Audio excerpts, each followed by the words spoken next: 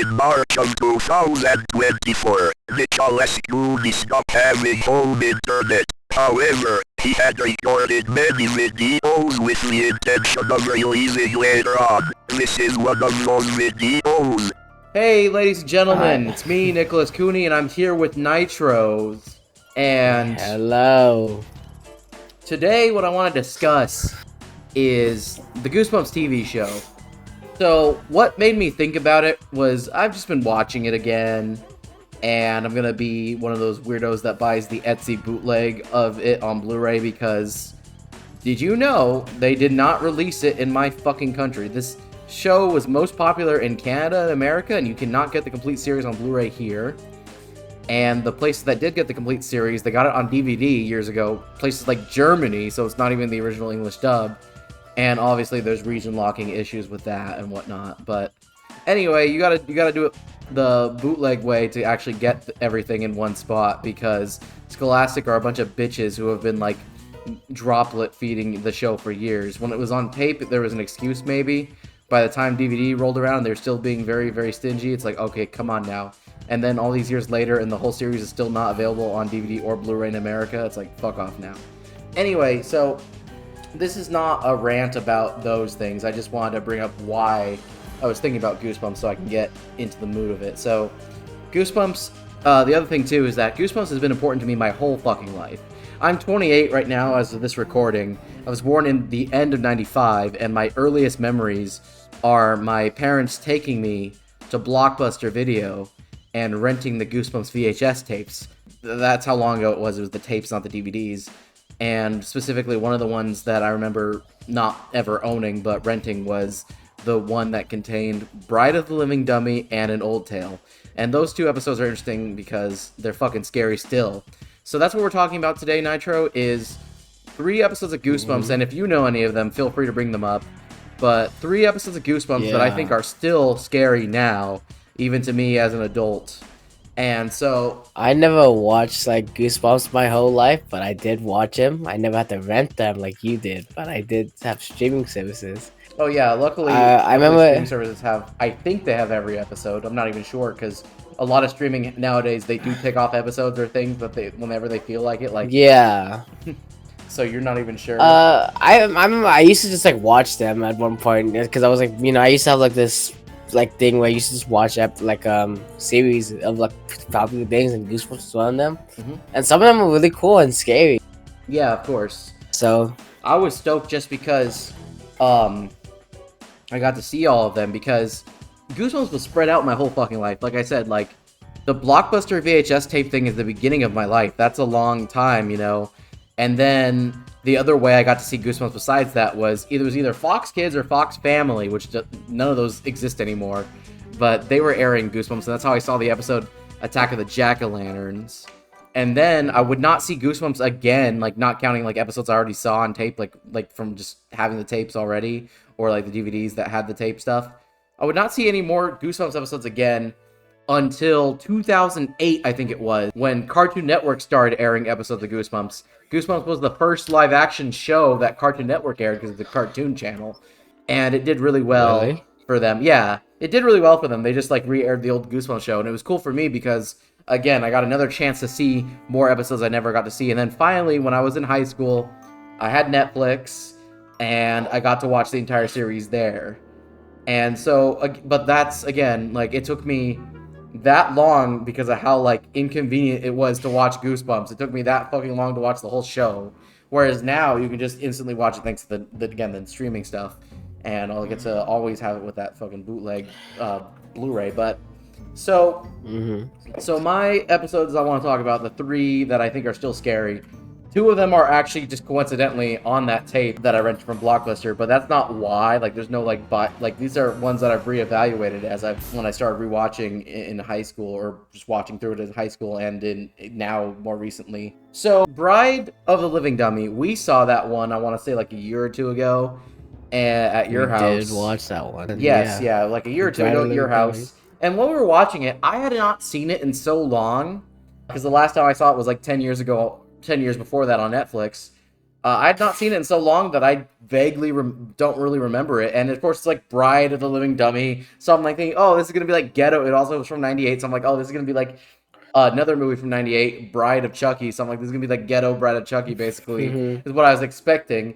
And there's even like the fucking, she looks scary as shit. The fucking blonde Mary Ellen doll, the one that's like the girl dummy.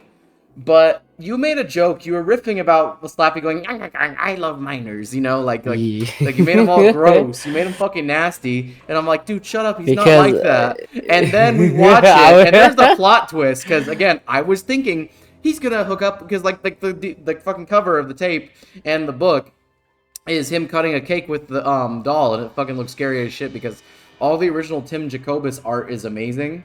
I'm looking at it right now. Yeah, exactly. It looks fucking cool. Like, all that's scary as fuck. But, like... And I was like, yeah, what if he wants the girl? Yeah, exactly. You were saying that, and I'm like, no, shut up. And then, like, it turns out he does. And it's not even the, like, teenage girl or whatever, like, the tween one. He wants the littlest one. He points her out. Yeah, he wants... It wasn't... Yeah, it was like the main story girl. It was like the little one. And I started laughing my ass off. I'm like, my fucking jaw was to the floor. Like holy shit. Because I don't remember that. And again, so that's one and I was laughing because I was right. Yeah, it's funny, but it's also horrifying because obviously walking, talking dummies don't exist. But dudes that be like fucking like, because here's the thing. Slappy, she saw Slappy because he was doing his professional stuff with like the guy that was like manning him as like the ventriloquist act. Like, so that's like the old timey, this is before YouTube, of course. This is, you know, 90s Goosebumps. But that is like the modern equivalent to that would be like a YouTuber, like if Slappy was Dream or something like that, you know?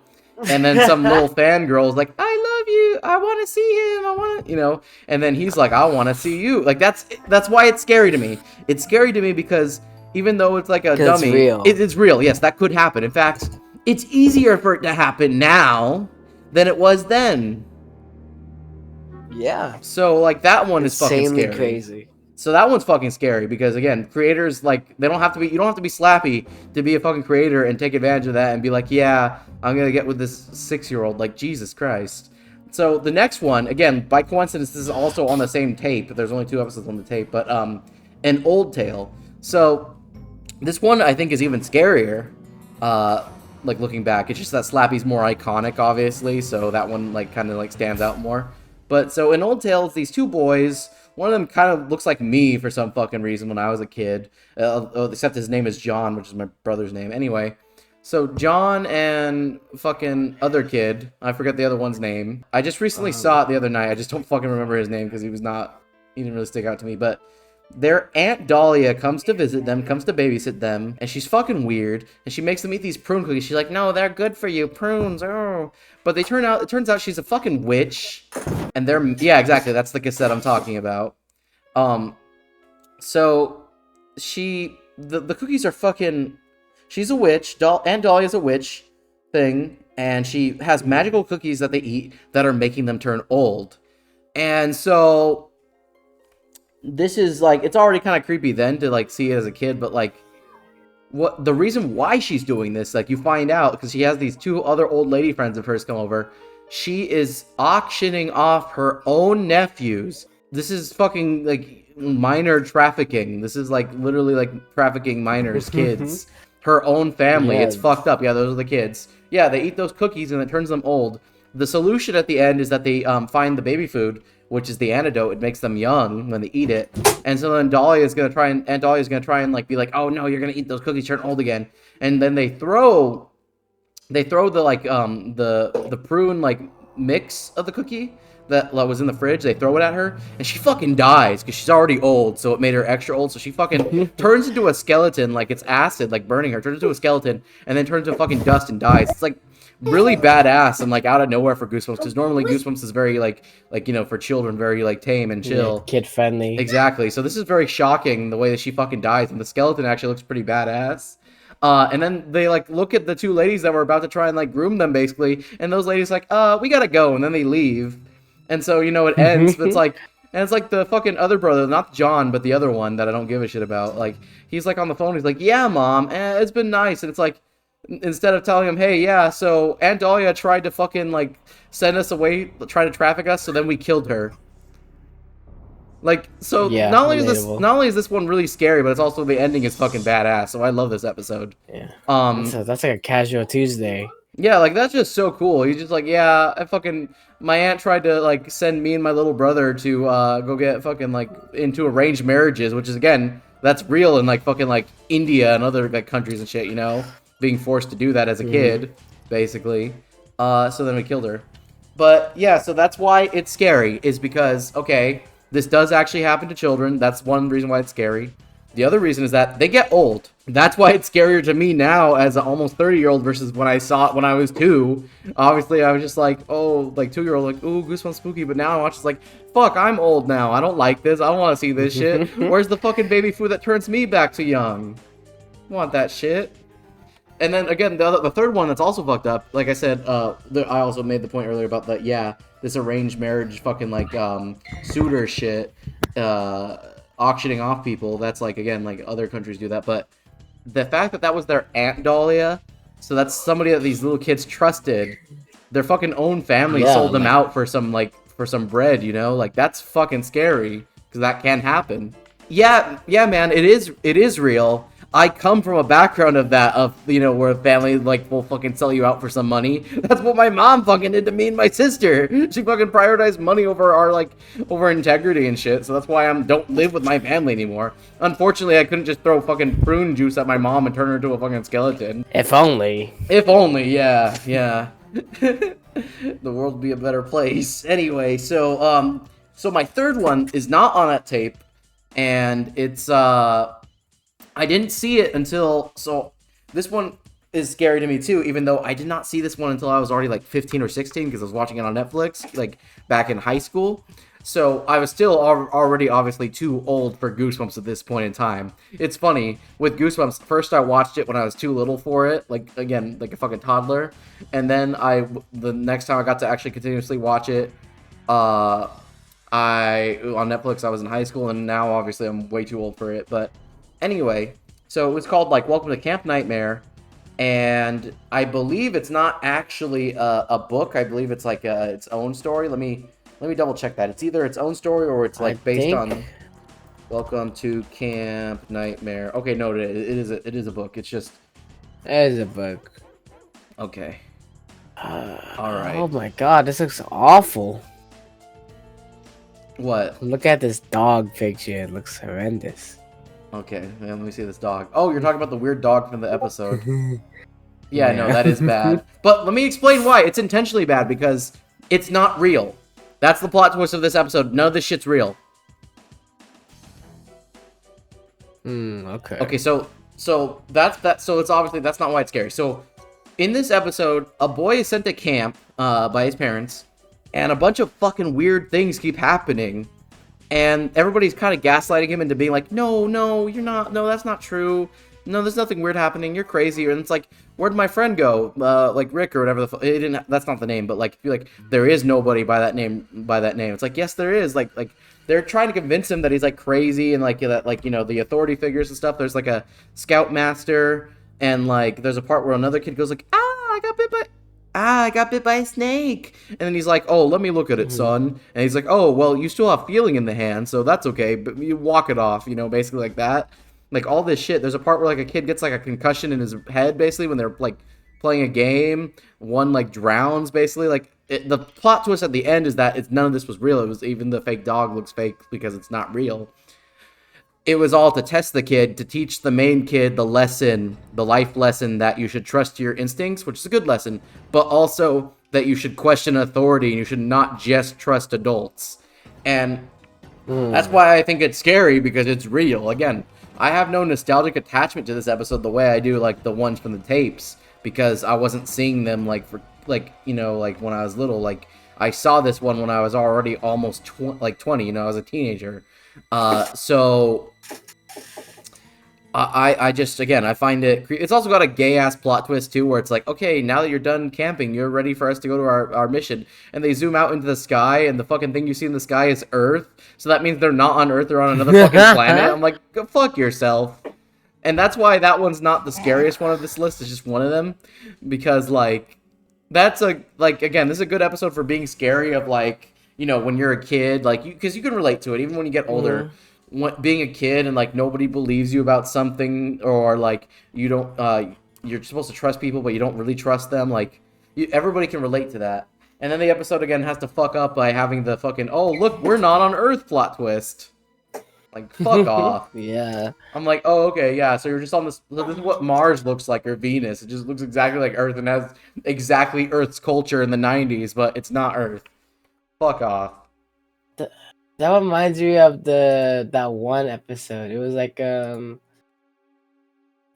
one day at Horrorland. Oh, that one's good too. That was Dude, another one of the ones I saw on tape that I fucking loved. Yeah, because, I saw this one on tape and I was like, wow, dude, this one is crazy. Yeah, see, yeah, the first part, they're like fucking like they got like this ghetto theme park, which I like because its ghetto-ness kind of reminds me of like less like a Disneyland and more like a Knott's, basically, which I love Knott's more than Disneyland anyway, so I'm a big fan of that.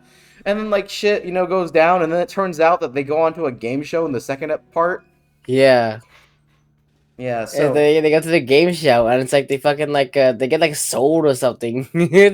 yeah, so it's like, what? It was definitely an interesting episode. Yeah, like I think the first part is way scarier than the second part, like it's, or at least atmospheric. But like I do really enjoy that one. I remember liking that a lot. Yeah.